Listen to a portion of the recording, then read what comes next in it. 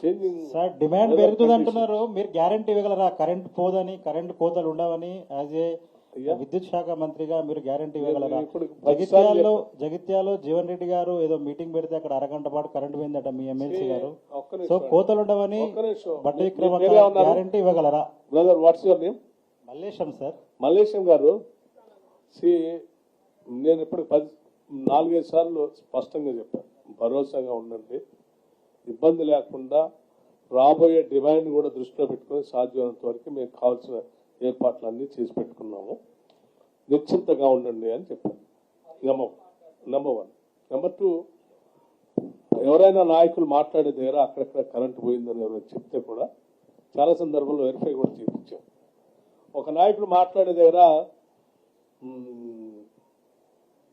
మాట్లాడే మైక్ బంద్ అయిపోతే కరెంట్ పోయింది ఇదిగో చూడండి అని ట్వీట్ చేశాడు. నువ్వు పెట్టుకునే మైక్ సరి పని చేయకపోతే దానికి కరెంటుకి ఏం సంబంధం ఉంది?